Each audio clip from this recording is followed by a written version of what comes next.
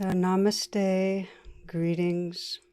I'm loving being with you, feeling the shifting, this kind of growing presence and warmth in the field, as we're practicing together. And I love looking, scrolling and just getting familiar with faces, old friends, new friends. I read recently that if you place two living heart cells from different people in a petri dish, they'll tune in, and in time they'll find and maintain a third common beat. They'll come into coherence. And so I feel like that's, here we are, and we're in this virtual Buddha nature lab coming into coherence together.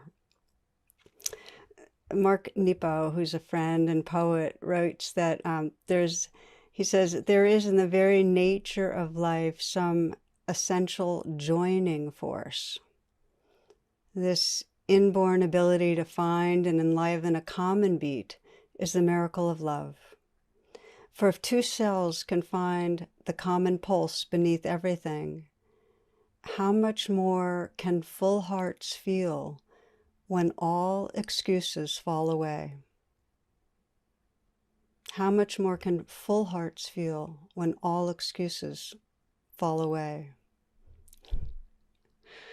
It's good. So I was reflecting on what I wanted to talk about over the last few weeks, really, kind of honing in, asking myself, well, what feels most alive? And it's really this possibility of what can unfold when we're free to love without holding back. Because isn't that what we long for?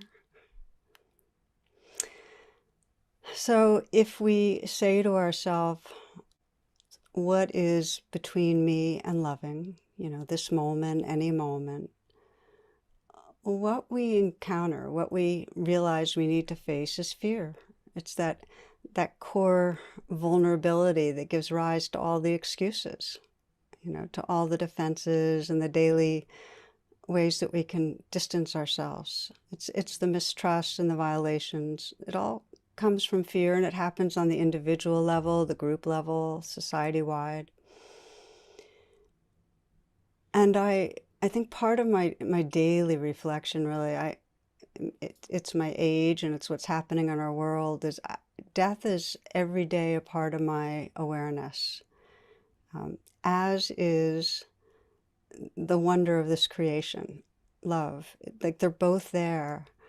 And it seems so clear to me, I'm kind of going right to the heart of this, that the only thing that's large enough to hold fear, including our fear of dying, is loving awareness. Is really remembering the truth of a larger belonging beyond this egoic, separate self. And the pathway to that larger belonging requires that we go through vulnerability, that we have to feel the fear. And so it's kind of a spiraling towards freedom. You might kind of sense this, that the more we're with vulnerability, the more our trust grows in what really we are, that loving awareness that gives us more confidence to go through the vulnerability, and on it goes. That's kind of one feeling of the path. So this will be the theme we'll be reflecting on, and we'll be reflecting on together, because I'll ask you to feel into places where you get caught in fear, sense how you're relating to fear. And I really see this as a natural building on the teachings that have been offered so beautifully. Each teacher, the grounding in embodiment, and then opening with deep care to what's here. We've seen it in every session, really.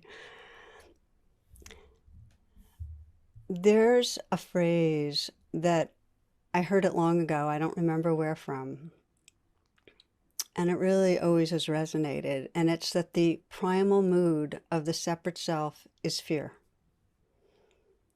So if you're here listening and you have any identification with a separate being, a separate entity, if you have any sense of an identity with that there's a self in here and a world out there, and that this self is owning experience, and this is the self that's doing things, then please raise your hand, and actually don't, because I'm mostly kidding. But I mean, really, isn't it, we all have that? That's kind of rigged as part of the system, that sense of separate, and with that fear. I read somewhere else more recently of a contemporary Buddha who's falls out of a window of a 15th story building. He's on the 15th floor, and he's falling down, and as he's passing the 8th floor, somebody pokes their head out and says, "Hey, how you doing?" And the Buddha says, "Oh, so far so good." And I have to say, I suspect for even the most realized being that fear operates. And I can speak for myself, a being who's very much in process, that most moments, if I am willing to slow down enough, if I can really pause and I sense inward, I can usually sense into some constriction, some holding, some kind of a backdrop or hum of existential fear. It's not bothersome, it doesn't feel personal, but I can sense, I'm sensing into it right now. I can sense the contraction. And of course, in the moments of sensing it, there's more space and freedom around it. But it isn't personal. It is part of our survival design, really. We are meant to apprehend threats, to these temporarily separate forms, and a threat around the corner, and it energizes us in tensing against. And I'm aware that when I give talks, when I was younger, I'd get anxious at times more than others. I don't get anxious, but I can feel a kind of a excitement, tension, agitation sometimes. And most of the time, before I start, I'll reflect, we are friends, just sense we're friends. And just, even if I'm not feeling that fully, just the reminder, something melts some. And of course, there's less fear. But I'm getting ahead of myself. So fear underlies most of the painful parts of our emotional life. And many of you have been investigating, in the groups with so much courage and honesty. I really just so honored you. And you're finding how under the anger or under the self-aversion, there's fear, or under the depression or under the numbness. It's like tensing against that sense that something bad's going to happen. And you probably, and many of you have noticed this that I've been with, that along with the frightened self is the shameful self. I am fearful because I'm bad and I don't belong, and I'm bad and I'm afraid I'll be rejected. They just go hand in hand. And if we keep investigating fear, we can sense with it the configuration of a very solid, isolated self.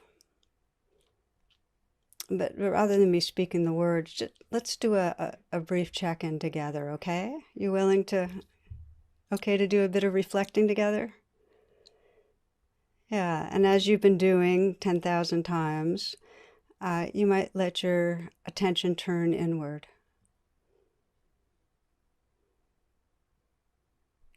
And take some breaths. Just call yourself home right here into this body-mind, this breathing body.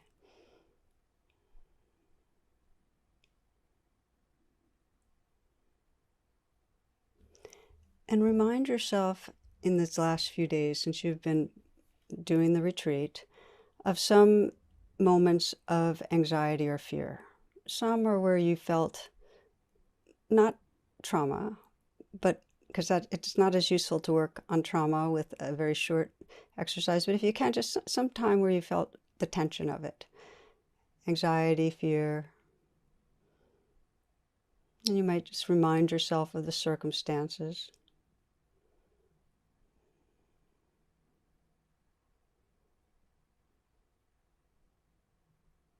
and what was triggering you.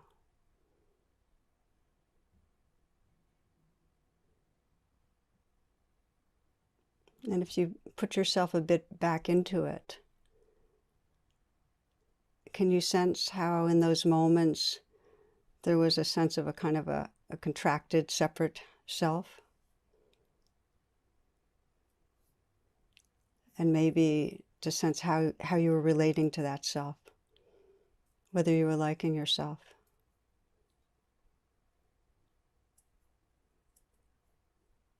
Befriending yourself, or whether there was aversion.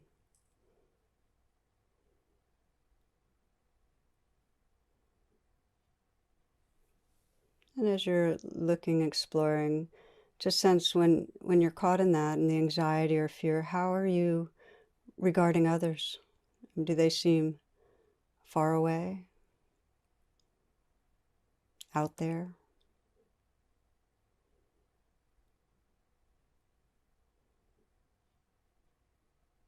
And if you have a sense of where fear or anxiety lives in you, you might just offer some gesture of kindness. It can be the touch to the heart. Even if you're not feeling kind, just that intention to be regarding with kindness, knowing that that matters to you to be kind, is enough for now. Just knowing this hurts, this is suffering, may I be kind. And notice with even that intention what happens.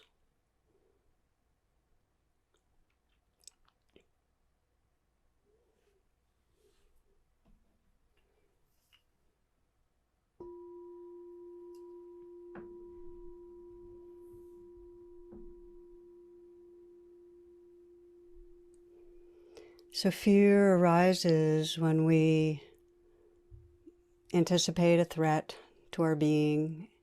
And in an existential way, it means we're anticipating the loss of what we love. Most fundamentally, it's the loss of this self, this body-mind. I remember I've had for a long time a cartoon of a psychologist with a patient, and the patient's the Grim Reaper. And the psychologist is looking at his watch, as psychologists do towards the end of a session. And the Grim Reaper shaking his head, he's going, "No, doc, I'm afraid it's your time that's up."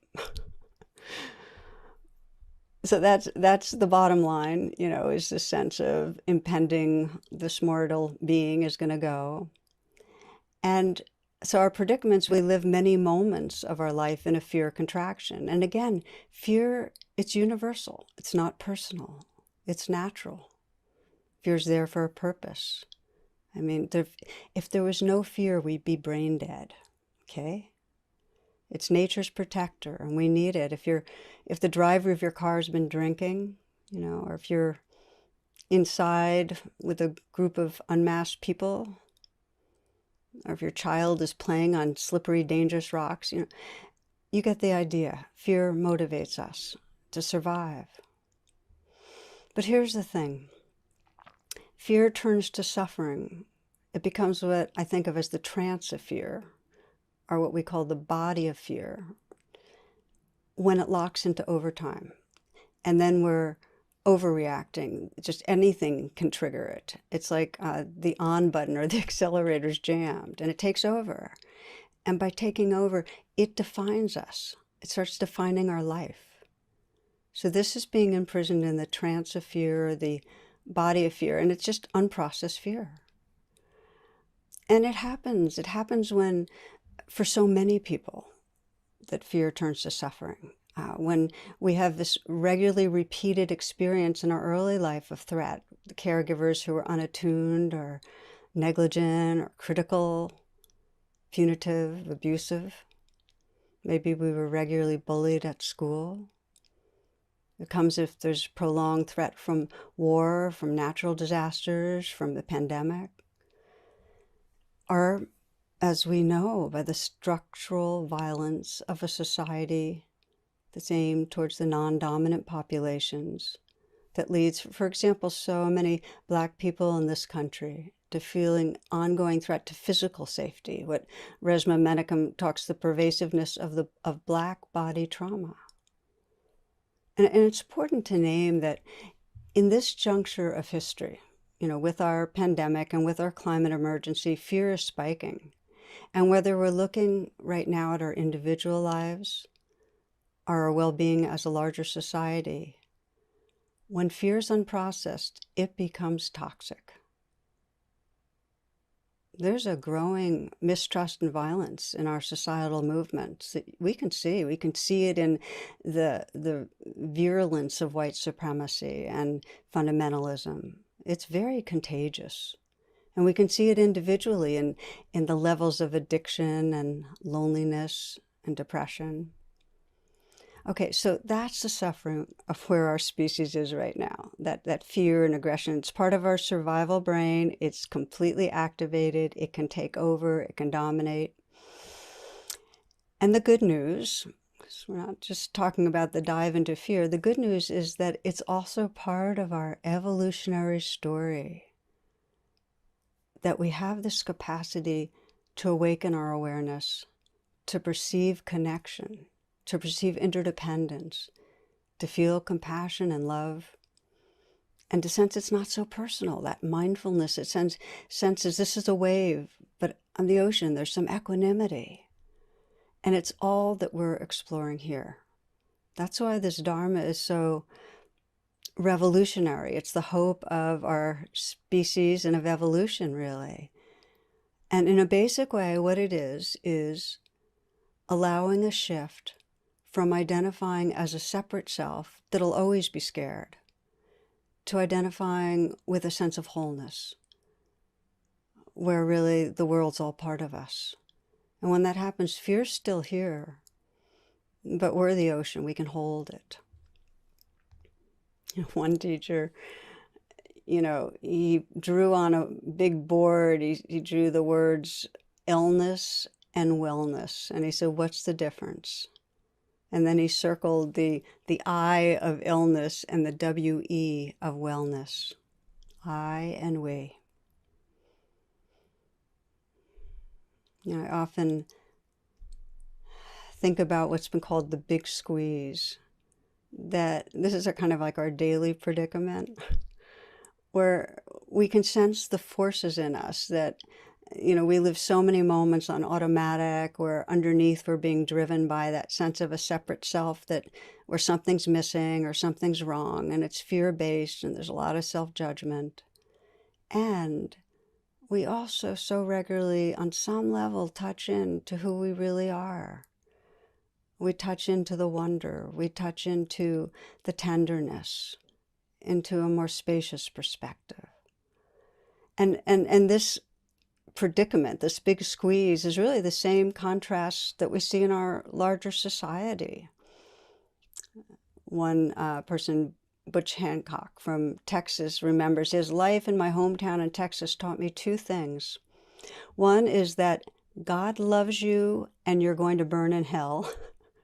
And the other is that sex is the most awful, filthy thing on earth, and you should save it for someone you love. So, forgive me, I just find that so cute. But we can feel the big squeeze, and if we look through an evolutionary lens, we can see it. We're a pro-social species. Our trajectory is towards waking up consciousness to realize interconnection. And we get really hooked by being triggered by our survival brain and fighting out of a sense of difference. But pro-social is the direction we're going. Hopefully in time, we'll see. As you know, there's many pro-social species and they're highly successful. The monkeys, birds, ants, bees. But I get really inspired by trees. I have kind of a love affair going with trees right now.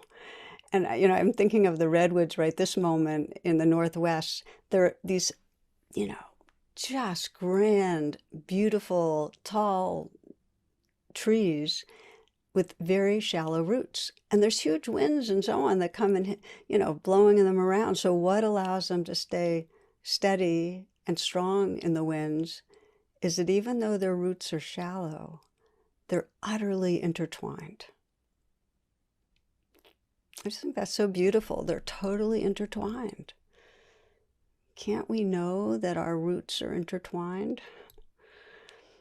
I get inspired by the work of Canadian scientist Suzanne Simard. Some of you have heard of her. Her book is called Finding the Mother Tree, and I've only read articles from her. I haven't read the whole book. But she talks about how trees are linked to neighboring trees by this whole underground network of fungi, and it resembles the neural networks in the brain. It's like a wholesome internet. And like old trees and dying trees send extra nutrients and other signals to surrounding trees to kind of serve the regenerative capacity of the new forest going forward. And the benefits are not just for kin.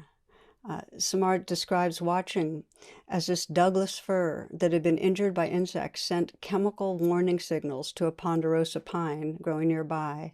The pine tree then produced exactly the defense enzymes it needed to protect against the insect.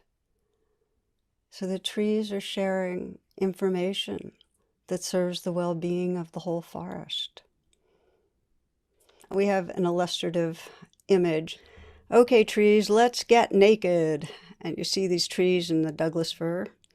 You see them dropping their leaves, except the last frame says, WTF, Douglas?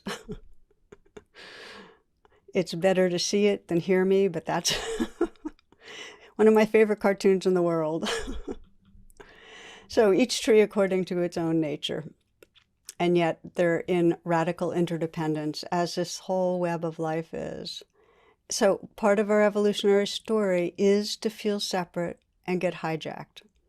Primitive survival brain takes over, and we have this capacity to wake up, to trust that our roots are so entangled that there really is we. So this is the shift in identity that really the whole Buddha Dharma talks about, waking up from that separate selfness to the belonging to the whole, knowing our belonging. So now we're going to hone in and look at the pathway, like what facilitates that, and particularly to do with fear. And in facing the trance of fear, mindfully, this body of fear, we're facing vulnerability that expresses as physical sensations, as mental activity, as emotions, and as behaviors, all of it. There's a lot of layers. And that's why this morning it was so beautiful. Solvazi just gave us a sense of all these different dimensions that we're paying attention to.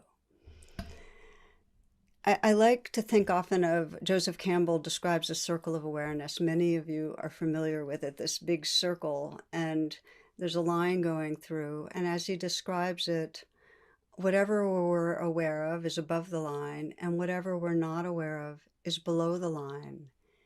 And our identity gets hooked by what's below the line. Our suffering is from the parts of our psyche that we're not feeling or seeing. So much of this path, and in much of wholesome psychotherapy, is bringing above the line what's here. Bringing all the levels of the body of fear above the line so we can meet it with awareness, and in doing that, transform it. So just to go through some of the layers a little bit with the body of fear. One layer that first might catch our attention is our fear behaviors. And we all have them. Every one of us, if we look at our lives honestly, we're going to see ways that we try to reduce fear, get rid of fear, pull away from fear, rather than be with fear. And some do it the more obvious ways of over-consuming or numbing with drugs. Many of us do it with our work, the way it's not that we're being creative and passionate about our work, it's that we're workaholic. We are addicted to kind of speeding and doing and checking things off lists. You can see here, and so many of you have named it, how the attraction to distractions, there's something uncomfortable we're trying to get away from. And so we distract ourselves, we're trying to control what's there. And then there's ways when we're around others that we pretend. We present a together self because we don't want to feel the vulnerability of what's right here. We try to meet others' expectations. One of my all-time favorite little essays was a woman described vacationing each summer in New England in the same town as Paul Newman. And for those of you that are younger than me, famous actor. So she'd go every Sunday morning, she'd go for a run, and then she'd go to this bakery, this ice cream bakery coffee place to get her favorite double dip chocolate cone. And one time, the only patron there was Paul Newman, who, and her heart skipped because he has these famous baby blue eyes, and he smiled graciously and she responded demurely. But inside, what was going on was like near a panic attack. You're 42, you're married, woman, mother of three. What's wrong with you? Pull yourself together. She was just, shaking with a sense of who she wanted to look like but didn't look like. Don't be a teenager. He can tell. Just be cool. Don't look over there again. Just get your cone and get out of here. So she got her cone. She put her change in one hand, the cone in the other. Without a glance in his direction, she kind of glided out the door. And she got to the car and realized she didn't have her ice cream cone. She goes back in. It's not on the cone rack or with the clerk. And then she looks over at Paul Newman, and his face broke into this familiar grin. And he said, "You put it in your purse."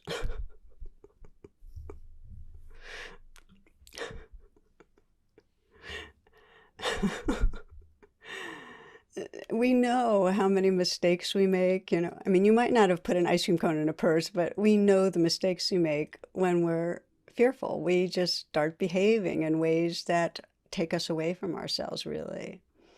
So how do we deal with it? If in the midst of fear behaviors, or if after them, you can pause and acknowledge, just acknowledge, okay, fear here.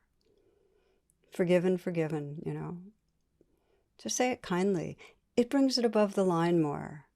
If you can do it in the midst of a fear behavior, even pause for 10 seconds, you're beginning to interrupt patterns that have been, lodged into our psyche for ages. More above the line. So that's one layer, is the fear behaviors. Another layer is mental activity. And when we're fearful, our mind circles around in fear thoughts, obsessive worry. What's wrong, what's going to go wrong, planning, figuring out. How many moments do we spend trying to figure out things? Because, we're really trying to make our future certain and protected. The content of our core fears is, as I mentioned, the loss of our bodies, the loss of loved ones. But for primates, when it's not a life-death issue, the default of the mind is to compare to others, to become aware of relationship, and then the fear turns into, I'm going to lose respect, I'm going to lose love. Relational failure. It's big. So it's important to bring it above the line, to bring those thoughts above the line, what we're believing. When we're suffering, we're believing something not true, that's limiting about a separate self. The Buddha said, whatever you regularly think about, that becomes the inclination of your mind. I think that's so powerful. Whatever you regularly think about, that becomes the inclination of your mind. And we keep running the fear thoughts, which of course create a biochemistry of fear, and it keeps circling and looping. So it becomes really important to catch that looping. Okay, fear thought, creating fear in the body. Thinking of Anne Lamott, she had a great line. She said, "My mind is my main problem almost all the time. I wish I could leave it in the fridge when I go out, but it likes to come with me." Okay, so we bring the thoughts above the line. And this is where, as we were exploring this morning, just becoming aware, mindful of the thought, just mindful of it. You can say to yourself, don't believe your thoughts. Don't believe your thoughts. And even if you believe them, even just saying that helps to create a little bit of a wedge, a little bit of distance. You're a little more above the line. You can say to yourself, this is just a thought, or I am not my thought, or I don't have to believe my thought. But some reminder helps to both acknowledge fear thinking and also bring it into the light of awareness. We're talking about the layers of the body of fear. And then if we can recognize the fear thoughts, we can then start sensing where the fear lives in our body as emotions, whether it's as chronic anxiety or maybe anger or depression. And if we can keep present and kind, we can start to face the vulnerability that's right there as a felt sense, as sensations. We know that phrase, the issues are in our tissues, until we can actually experience in a full way, an intimate way, bringing above the line and being with the fear in our body. It still grabs at our identity. We're like what one Tibetan described as a bundle of tense muscles defending our existence. So this is the body of fear. And again, I've been speaking a lot, so let me ask you to check in. We'll just do a very brief reflection on the body of fear. And I might be asking you to pay attention to fear when you're not feeling any fear, and that's fine. You can just get in touch with what happens to be there, any vulnerability. So again, let the attention turn inward.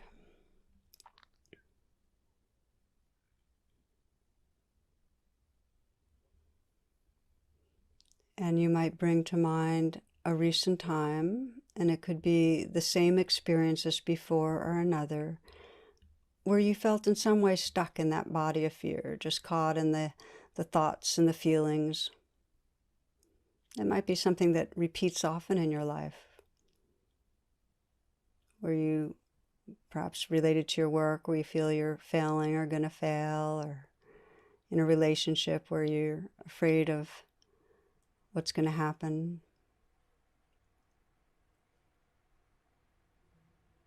And sense your intention to bring above the line these different elements of the body of fear. You might notice, what are the behaviors? Or what are your fear behaviors? Do you distract? Do you blame?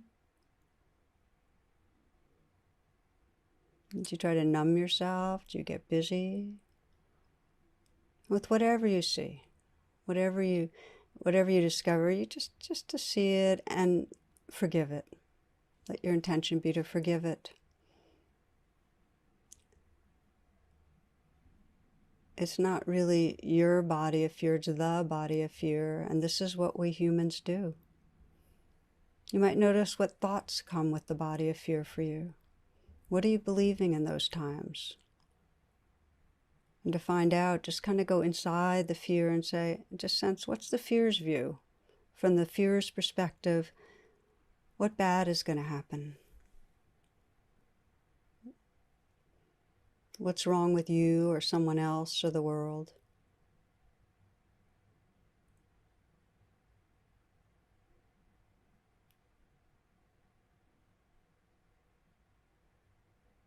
And with whatever you notice, these are thoughts, these are beliefs. You don't have to believe. And sense if you can feel into your body with what's there, whatever emotions are there, naming them. Feeling right into the sensations, and if it helps to put your hand on your heart, to in some way keep yourself company right now. This is the portal, this vulnerability in our bodies. This is why we practice coming into our bodies. You might listen more deeply to the fear place and sense, what are you trying to do for me? What are you trying to do for me?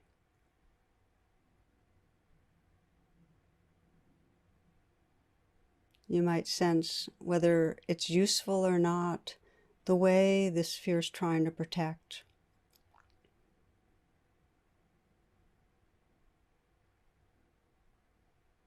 And you might even explore saying thank you.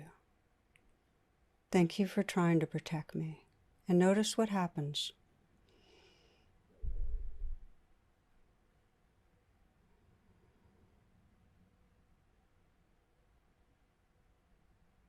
Thank you for trying to protect me. You're bringing above the line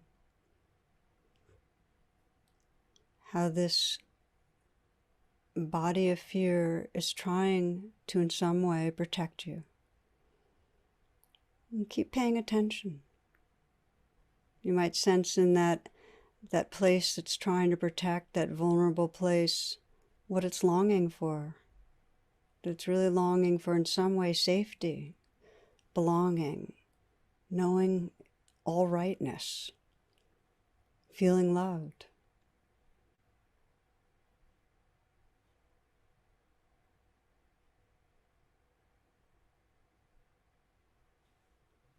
Just witnessing this in an intimate way, that this is the suffering, this hurts. There's longing, there's feelings of unsafeness.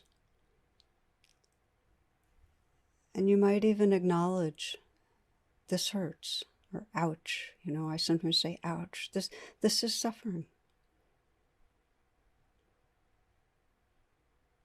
And notice what happens.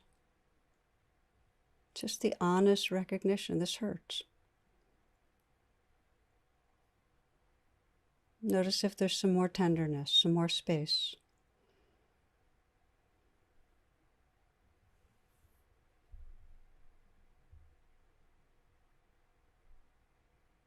You might take some moments just to widen your attention and remember you're here with hundreds of us. And it's not as much my fear as the fear. It's the body of fear. Not so personal. It's a limbic protector. And again, regard your experience and all of our experience with that kindness that sees it hurts. And that there's some larger space of belonging that's possible.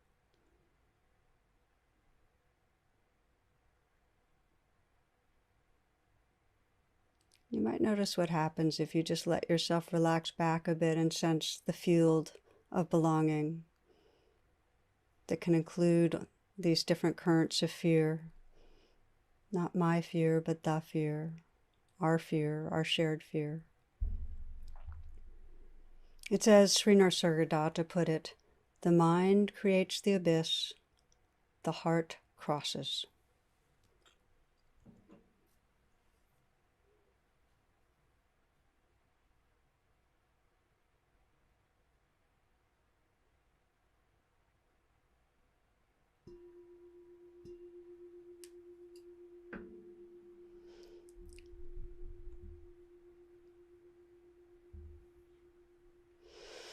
So friends, we're really exploring how we bring into awareness what's been outside of awareness so that it can be integrated into a larger field, held in something larger. And it's really helpful. I just want to highlight a few things we just did, maybe flag them, that we have to see how fear creates the abyss and appreciate its intention. It really makes a difference. This morning, Solwazi described it so well. He said he sends part of himself the message, thank you, buddy. I know you're working for me. If parts of us are acknowledged, not pushed away, we don't call them resistance or bad, they're just acknowledged. Every emotion has an intelligence. Acknowledge it, even if it's no longer useful. That's the beginning of establishing a relatedness inside us. I like that. Thank you, buddy. I know you're working for me. So good. So now here's the challenge, and this is especially with strong fear or shame, which is the last piece I'll get to on a kind of individual level, is that our mind is very conditioned to generating the abyss. In other words, keeping us from processing what's in the body. We know that with trauma. Many of you know of Bessel van der Kolk, and he wrote the book, The Body Keeps the Score. And the theme of the book is really that the mind does whatever it can to prevent us from experiencing how the body's keeping the score. Our mind tries to keep us removed. It just tries to push things away. So we need others to help us create a safe space to be able to really open into what's there. And we can on our own explore also how to do it. We can use RAIN, which is basically the two wings of mindfulness and compassion. And we can explore, how do we deepen a nurturing presence? So that I'd like to just mention to you that that's a process for all of us. Every one of us is trying to find our pathways to belonging to something larger. And I'll share a personal story that kind of shows how I found my way and now keep on repeating and repeating to deepen the pathway. So my repeating trance experience over the years was to build up evidence of falling short and then sink into some sense of self-aversion or shame. And at the root was fear of failure. You know, if I fail to be a good, worthy person, then I'll lose love. That's my, shorthand psychobio. The fear of failure and losing love. And I had a really strong uprising of it one year, and it happened right after the holidays when I had been with my family, and I went to the forest refuge retreat. And of course, as you're finding out, as soon as the distractions are gone, it's like, free time for everybody, every shadow part to have its day. And I just dove into stuckness, this familiar place, that how my family had triggered parts of myself I don't like, where I get controlling, judgmental, inattentive, self-centered, insensitive, things I don't like saying out loud, but happen.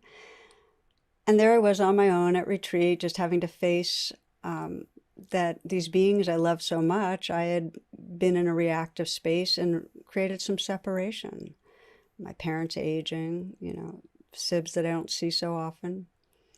So there I was, and I decided to do RAIN with it. And I recognized self-aversion, allowed it to be there. I investigated and, found this kind of core sense, as I described, of bad personhood, this failure, loss. And I could feel it in my body, as fear and shame, a kind of sinking hole in my gut and kind of my heart bound. And I breathed with it and I offered words of nurturing, and it didn't budge. I mean, nothing, zero. I just couldn't get near it. And I got this really sick, desperate feeling. It was almost like the parts of me that believed in my badness were digging in their heels saying, no, this is true. You really are failing. Something really is, wrong with you.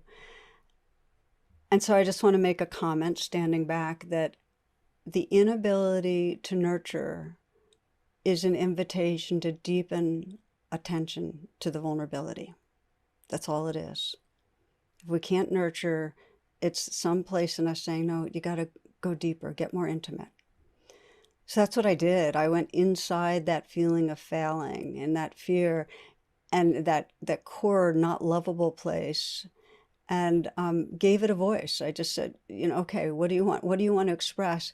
And it was this almost like a pleading, please love me. Just please love me. And I just there I was at the forest refuge in my own little room, just whispering and weeping over and over, please love me. And here's the thing. The more it became a totally pure yearning, like utterly full, the more there was an inhabiting of that yearning, that was the world, the more equally purely I felt this loving presence bathing me.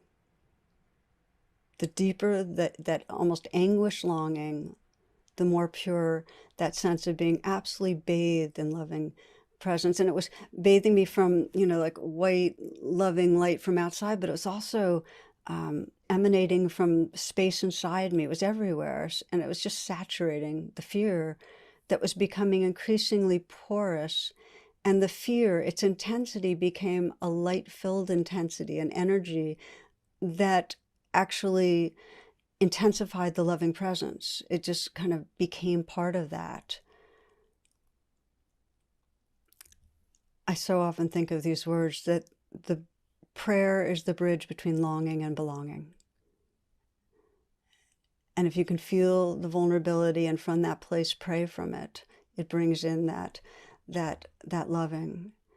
And for me, the next piece was what we call after the rain. And I want to emphasize this because that's where the integration happens. And people tend to skim over it and not even mention it sometimes. And that's when we just notice the quality of presence that's arose. And we be that awareness, just be that awareness. And that's what happened. There was this clear shift from where I started, from this aversive, fearful self to being this field of loving awareness. And then, and also through every day of my practice, my path is getting familiar with it. So it becomes more the truth of who I am than any narrative, any set of beliefs. So I stayed then. I stayed with after the rain. And that's when, at one point, a phrase I love from Punjaji, an Indian teacher, came up spontaneously. Love is always loving you. Love is always loving you. And I could sense how, from the perspective of the separate self, the more trust deepens, the more we know that. And in after the rain, in that sense of being awareness, it was so clear that the love is what I am, what we are. So I'm emphasizing this because I want to invite you to get familiar with the presence, even if it's just a bit of presence that arises after you've brought that mindfulness and compassion to what's here. Sri Nisargadatta puts it in a beautiful way. He says, wisdom tells me I'm nothing. Love tells me I'm everything. And between the two, my life flows. Wisdom tells me I'm nothing. Love tells me I'm everything. And between the two, my life flows. So this is the waking up that's possible when we go through that vulnerability, and we're looking at inner practice. I want to spend the last bit of time what it really means to wake up fear in a more societal way. Because just as crucial for crossing the abyss is our relational practice.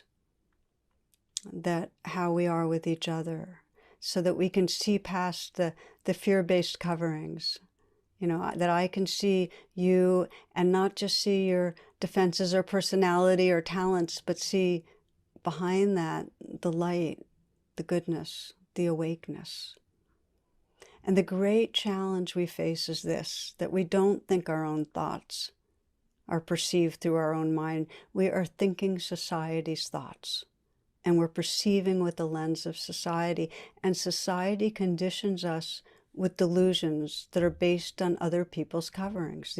We have these competitive standards. We create hierarchies. We create caste systems that lock in the delusions. So to free ourselves, to see the gold shining through all coverings, it actually takes a really dedicated conscious practice. And yet we do so for the sake of truth and love. I mean, it's clear in my life. And I realized this some years ago, and it was very stark, that as long as I have any sense of being above or below another, I'm in trance. And it's also clear that it's not only the ostensibly oppressed that are suffering, and I'm speaking now as a white woman, that I suffer, I miss out from true belonging because of the conditioning of this society, the lens that it installed. I miss out on that level of belonging. It cuts us off from inclusive loving. So, as with the inner work, the key pathway that allows us to see our shared belonging, see the gold in the relational field, is getting up close and intimate with each other, with our shared vulnerability. As we're doing here, you can feel what happens in the small groups, how it goes from individuals, each in our own little boxes, to a field, right?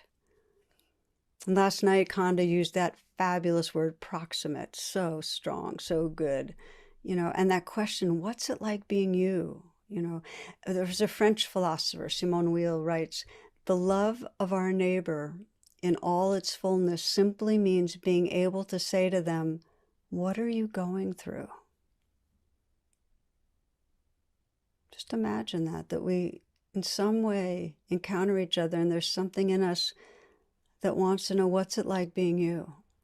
What are you going through? Because if we can see the vulnerability, it undoes our heart's armoring, and then we can pick up the goodness that shines through. Kylie Schwartz, third grade teacher taught students from underprivileged backgrounds in Denver, Colorado area. She shares notes from students about what she might not be aware of about them.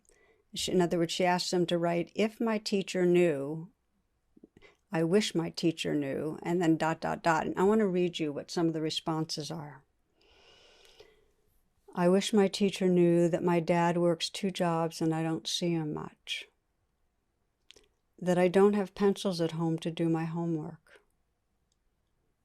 That my mom doesn't sign my reading log because she can't read.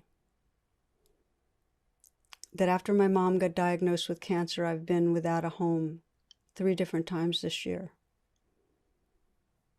That I'm smarter than she thinks.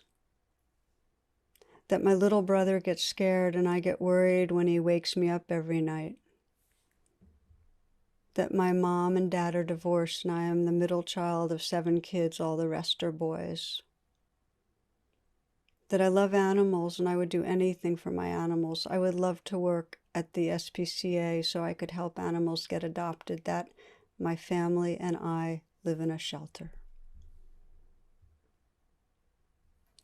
Van Jones, who is a friend, a news commentator, a social activist, also has dedicated the work to proximity, bringing people together.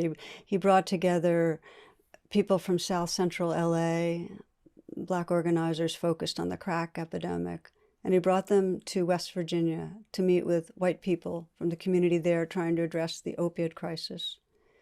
And they were together in a conference room for like a week or something. And these are like hugely different people, very different lenses conditioned in them from society, different political parties and races and cultures and views. And over the week, they started to get to know each other. They were proximate. And at one point, each pulled out a photo of someone who died in the epidemic. So they're each holding a photo and talking about who that person was in their life.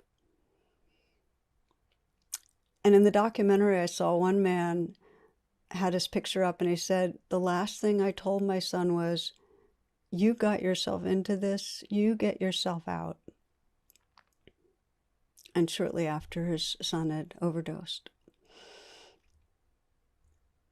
And at the end, they looked at each other entirely different way. They shared so much. There was a shared field. All hierarchies that devalue the preciousness of some lives create separation. And one of the greatest divides, the one where we desperately need to widen the circles, the one that translates into climate emergency and the destruction of our larger body Earth, and Khanda spoke to this last night. Humans have placed ourselves above other species. We've disconnected from the living web. You can't think other species or the Earth as an object and really feel belonging. And we have treated the Earth as an object for our disposal. The Earth body becomes a source of resources for us and a sewer. So we push away the realness of non-human animals, and other animals become livestock. I mean, think of that word, stock, this object to treat cruelly. or else they become irrelevant. And only 4% of the world's mammals are wild. The rest are either human or those livestock that we put in concentration camp-like facilities to meet our appetites. And we will continue to feel fundamentally separate and fearful if we don't sense the sacredness of all life. So I have a practice I do I want to share with you. It's a version of metta. And it arose some years back. I was walking by the Potomac. I spend a lot of time there just watching the geese, the ducks, watching them feed and keep company, and the bonding of the pairs and the babes in the springtime. It's a lot of joy, actually.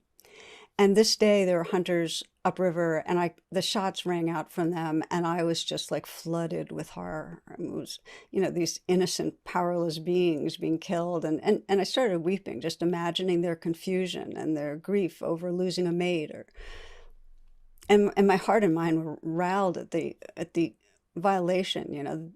Something in me was going, these beings are real, they're vulnerable, they feel, they're precious, they're my friends.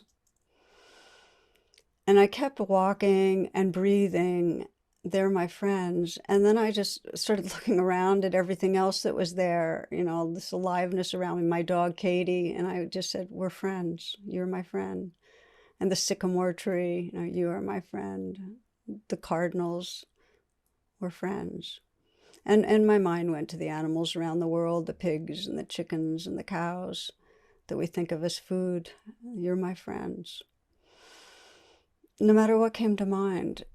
And I found, along with the sorrow, this sense of belonging to this world of living beings, that each mattered, each was precious, part of me. And just opening to that shared sense of aliveness and sentience, there was a real surge of joy. And this sense that I can never be alone. I can't be separate from any part of life. I can't be alone. There was that sense, as Sri Nisargadatta put it, that wisdom tells me I'm nothing, love tells me I'm everything, and my life flowing between the two.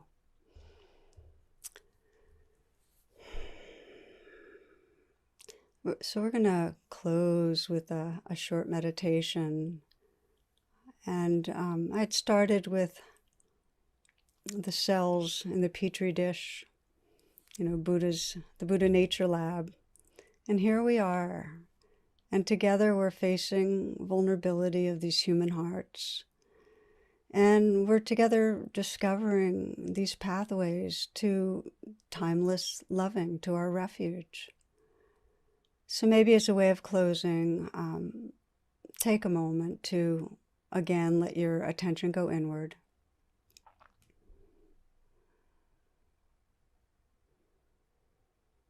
And find and feel your breath.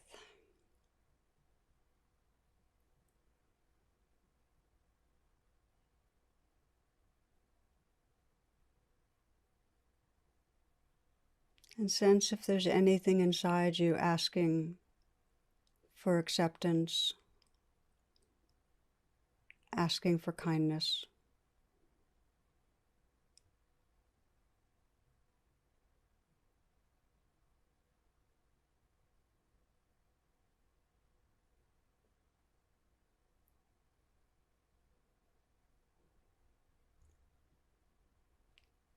And offer what's possible. Hand on the heart, some message, or at least your intention. I want to be kind. Your prayer to be kind.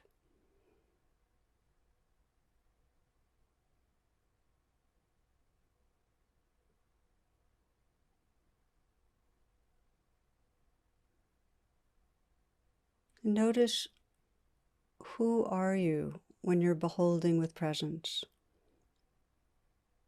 engaging with presence?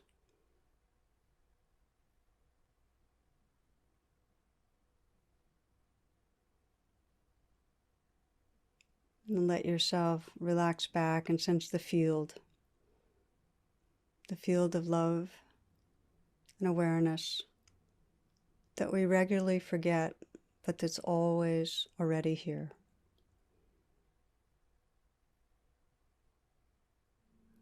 So namaste, friends. And I look forward to being with you again. Blessings.